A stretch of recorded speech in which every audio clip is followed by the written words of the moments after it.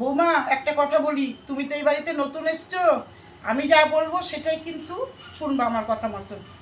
ঠিক আছে? ঠিক আছে মা।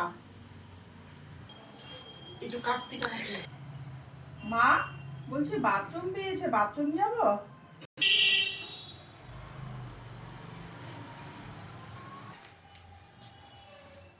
বলছি মা আপনার ছেলে খেতে চাইছে, খেতে দেব?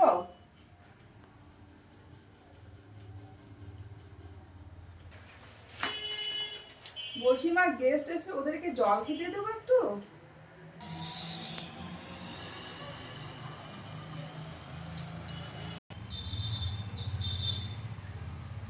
বলছি মা আপনার ছেলে ডাকছে, এবার চোখ এমনি করে ডাকছে, যাবো?